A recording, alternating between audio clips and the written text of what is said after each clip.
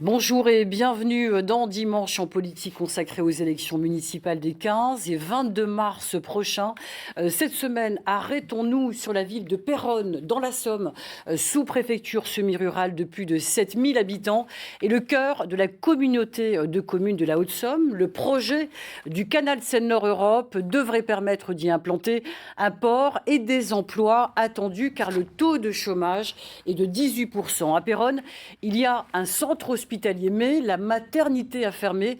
C'est aussi une ville de mémoire qui accueille l'Historial, un musée consacré à la Grande Guerre. Le maire d'Hiver Centre, Gauthier Maes, brigue un deuxième mandat, mais avec 3 autres candidats en lice, réussira-t-il à se maintenir? Avec nos invités, on va parler économie, transport, santé, cadre de vie et sécurité. Gauthier Maes, bonjour. Bonjour Zohar Hamdan. Alors vous avez 38 ans, vous êtes le maire d'Hiver Centre sortant et vous vous représentez pour un second mandat à la tête d'une liste sans étiquette. Tout à fait. Face à vous Valérie Cum, bonjour. Bonjour. Alors vous avez 58 ans, vous avez été maire socialiste et aujourd'hui vous siégez dans l'opposition, vous vous présentez pour ces élections. Avec nous également Ousni Barry, bonjour. Bonjour. Alors vous avez 42 ans, vous êtes candidat d'Hiver Droite à la tête d'une liste sans étiquette. Et enfin Mathieu Huguet, bonjour. Bonjour, merci de votre invitation. Vous êtes candidat d'Hiver Extrême Droite, donc à 40 ans, vous êtes proche de Marion Maréchal Le Pen, sans en avoir l'investiture, et être également à la tête d'une liste sans étiquette. Merci à vous 4 d'avoir accepté de débattre. Et on commence avec le développement économique. Gauthier Maes, le taux de chômage est de 18%, donc à Péronne, plus du double de la moyenne nationale. Quelle réponse avez-vous apporté durant votre mandat sur l'économie ? Tout à fait, le taux de chômage est encore très fort à Péronne, mais plusieurs mesures ont été prises, et notamment un travail avec la communauté de communes pour faire revenir de l'emploi industriel à Péronne. Ça s'est concrétisé très nettement par l'arrivée d'une usine de transformation de pommes de terre qui s'appelle Ecofrost, pour laquelle il y aura 200 emplois à la clé, ce qui n'a pas été vu à Péronne depuis très longtemps.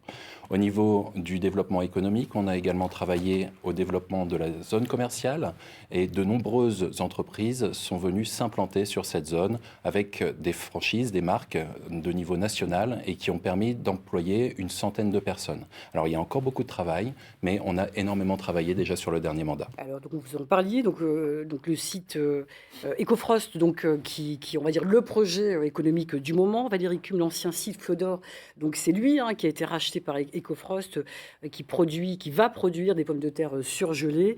Le chantier, donc vous l'avez dit, a démarré. On va le voir d'ailleurs sur ces images. Cela satisfera-t-il la demande des emplois à Péronne? Valérie Cum. C'est à moi. Oui.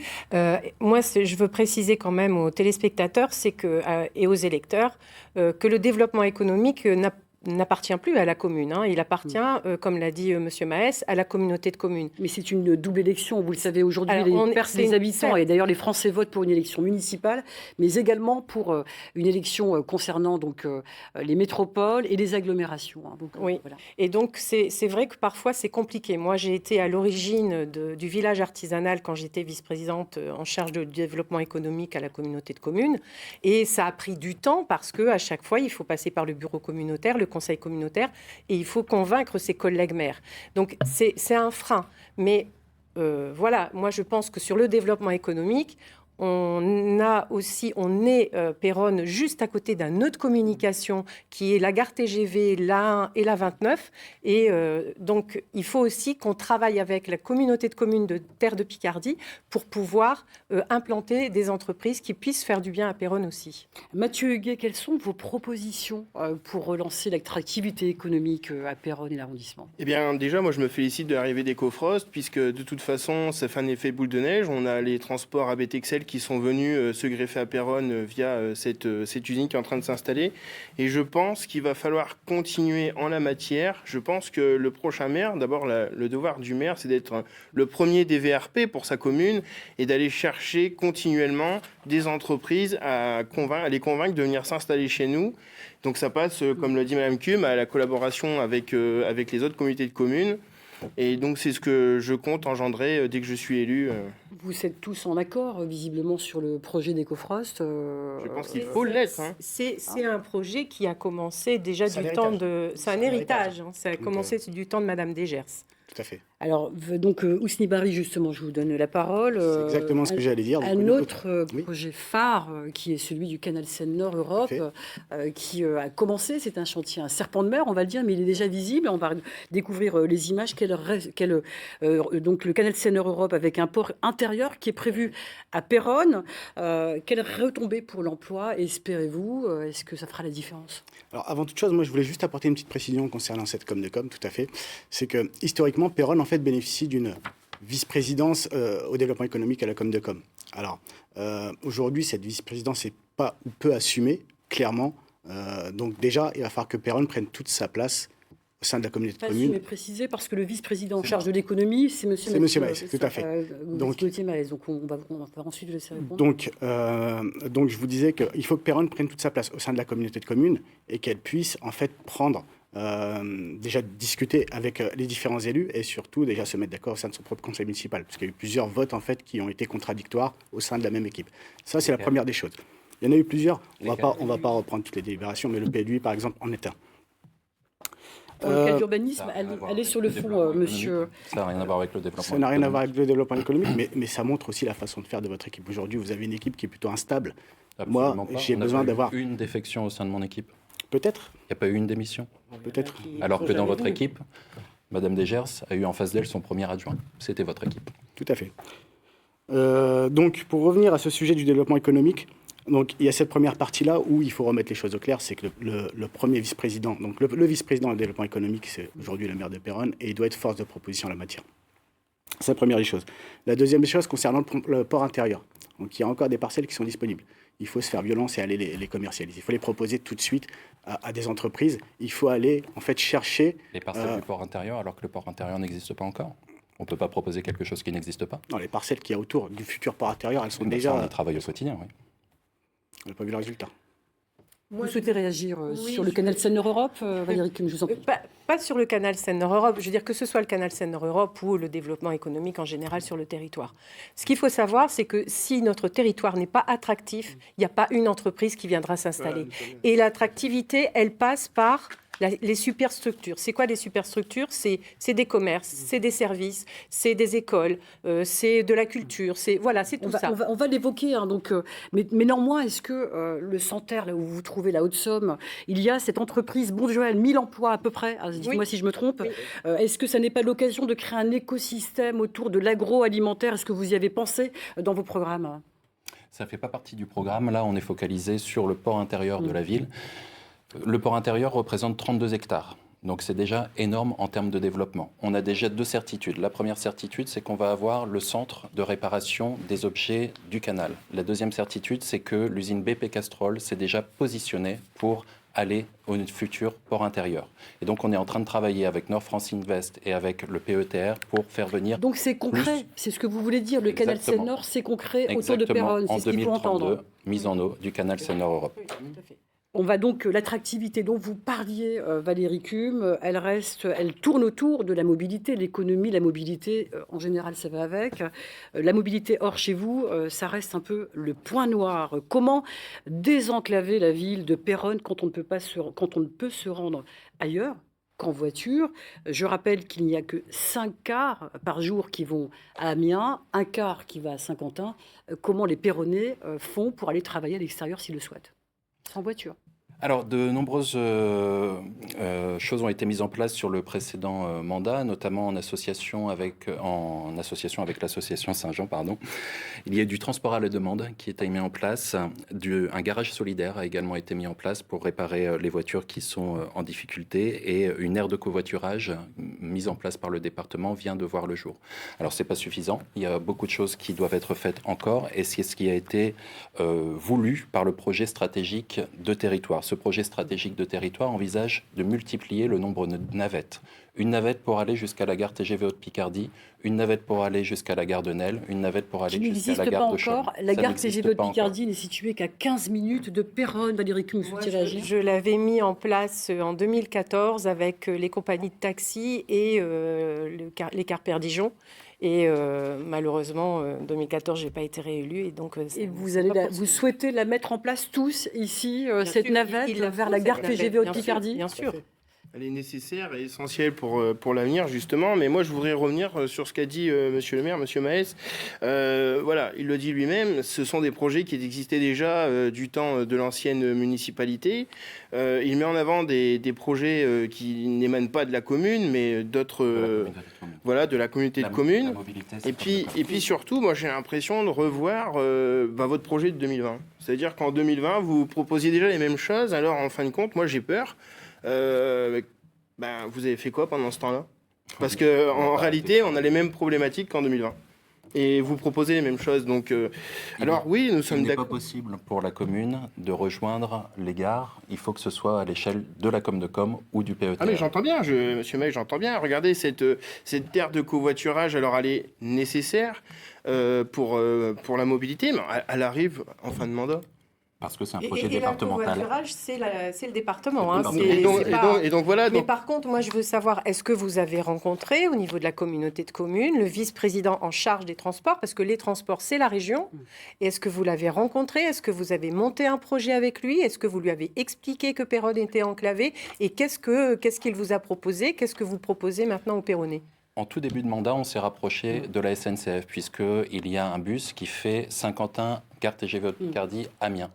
On s'est renseigné pour que le bus s'arrête à Péronne, ce qui ferait à peu près 7 minutes de trajet supplémentaire. Ce sera le cas durant ce mandat, si vous êtes réélu ? Absolument pas, puisque la SNCF nous demandait 200 000 € pour faire un décalage de 7 minutes. Vous n'avez pas les fonds au sein de la communauté de communes ? C'est la raison pour laquelle on a fait passer la mobilité à la Com, parce qu'elle a plus de fonds que la commune pour pouvoir agir sur cette question de la mobilité. Alors on va donc donner la parole à Ossini Barry. Vous évoquiez l'utilité d'une gare, parce qu'on parle de la gare au TGV Picardie, mais d'une gare intramuros au sein de Péronne, donc. Alors, mais avec quels moyens dans votre programme ? Une gare intramuros à Péronne, c'est juste impossible. Aujourd'hui, dans les faits, c'est impossible, et c'est ce qu'avait déjà expérimenté M. Maes à l'époque sur son programme de 2020. Il annonçait déjà la création d'une gare à Péronne. Ça se fera jamais, clairement. Il faut être gare routière. Gare ferroviaire, c'est pas possible. Et pourquoi ça ne l'est pas ? À quelle difficulté êtes-vous confronté dans votre programme ? La question de la mobilité, elle est centrale.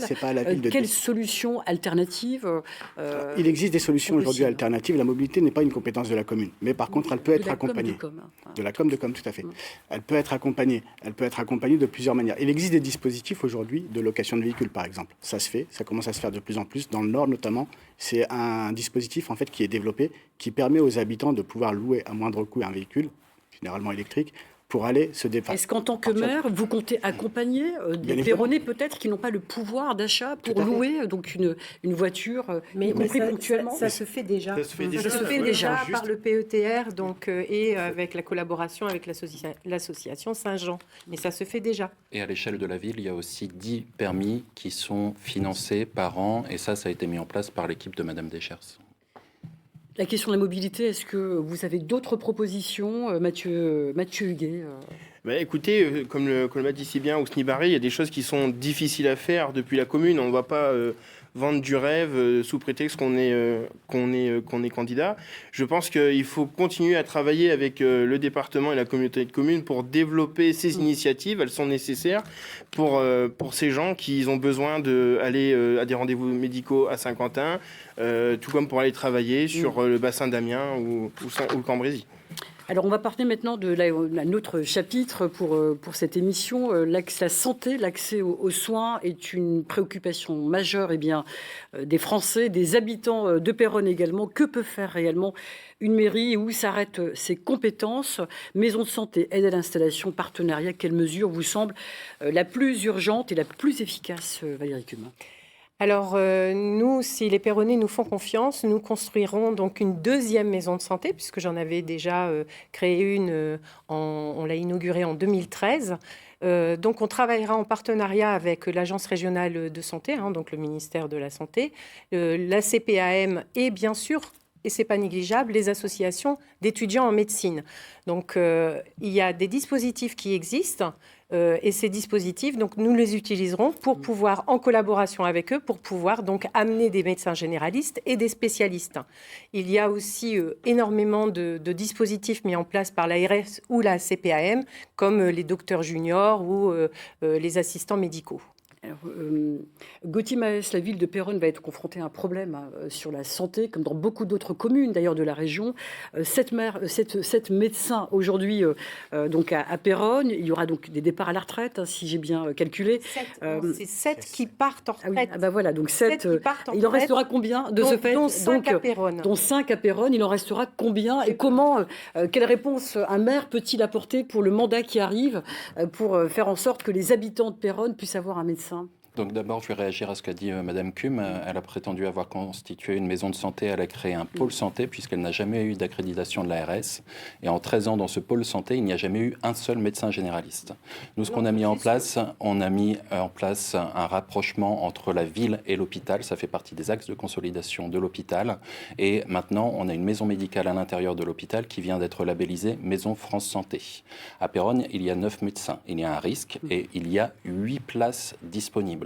Il y a une place encore disponible à la maison médicale de l'hôpital. Il y a 3 places disponibles au sein de l'espace service de la Chaplette et il y aura dans quelques jours 4 cabinets disponibles au sein du centre IMAO.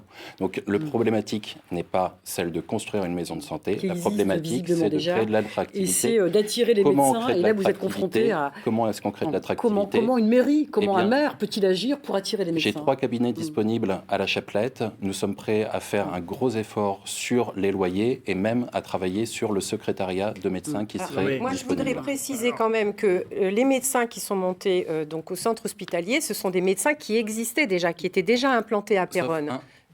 Qui étaient déjà implantés à Péronne. Donc ça, vous n'avez rien amené en plus sur... Un médecin de plus. Peut-être, mais c'est pas suffisant. Alors, on va laisser s'exprimer aussi Barry sur cette question de la démographie médicale. Quelle réponse locale, municipale, comptez-vous apporter si vous êtes élu? Alors moi, j'ai plusieurs pistes en fait.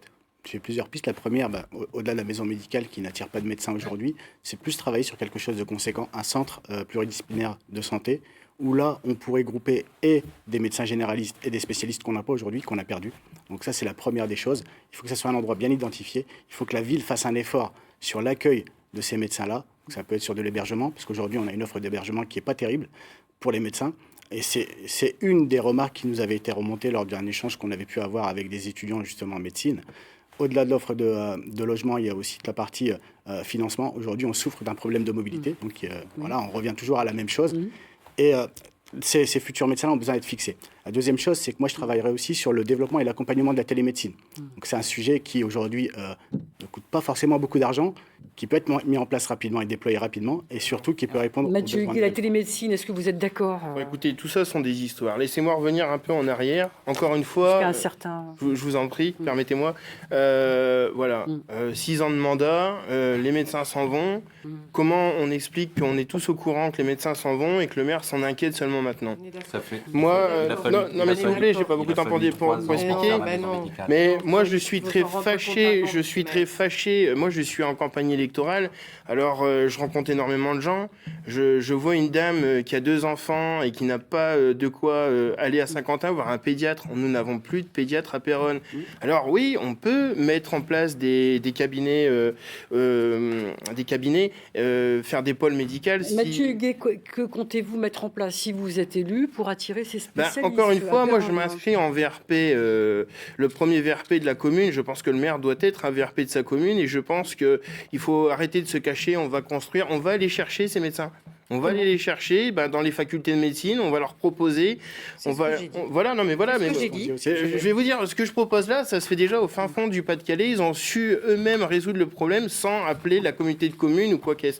Monsieur Mahès, c'est un grand carton rouge que je vous offre. Bonnières, commune de 1500 habitants, ils ont réussi. C'est un grand carton rouge que je vous offre parce que c'est ça aussi la sécurité, assurer l'accès aux soins à vos administrés. Il n'y a plus de généralistes. Il y a très peu de généralistes et on va s'en retrouver ça. Alors, la sécurité, justement, on va l'aborder. Gauthier Maes, revenons sur votre bilan sur cette question du cadre de vie, de la sécurité. Vous avez doublé durant ce mandat les caméras d'une 50 à 100, brigade équestre avec les tasers, 100 caméras pour une ville de 7000 habitants, n'est-ce pas un peu exagéré? Absolument pas, puisque les caméras qui étaient implantées par le passé étaient principalement localisées sur 2 ou 3 bâtiments.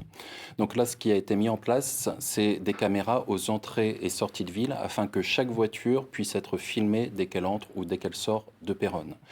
On a aussi placé des caméras à des endroits stratégiques, en centre-ville, aux abords des écoles, collèges, lycées, ce qui permet d'avoir une cartographie des caméras beaucoup plus efficace et ce qui nous apporte un taux de résolution des enquêtes à hauteur de 91%. Mathieu Huguet, dans votre programme, vous évoquez également, comme vous tous, l'insécurité, la question de la sécurité. Comment comptez-vous l'enrayer? Bon, alors déjà, laissez-moi revenir sur un point. Monsieur Maes, durant son dernier mandat, était contre armer les policiers municipaux. J'étais le seul à les avoir proposés et celui-ci était contre. Aujourd'hui, je suis ravi qu'il ait pris cette décision. Ils ont des tasers. C'est quand même de l'armement. Enfin, je pense pas que c'est pour aller chatouiller. C'est pas une arme létale. Nous sommes bien d'accord, mais c'est quand même à dire. Alors maintenant, effectivement, à Péronne, il y a quand même de l'insécurité à Péronne. Encore une fois, nous sommes tous sur le terrain à rencontrer les Péronnais. Ils sont les premiers à nous le dire.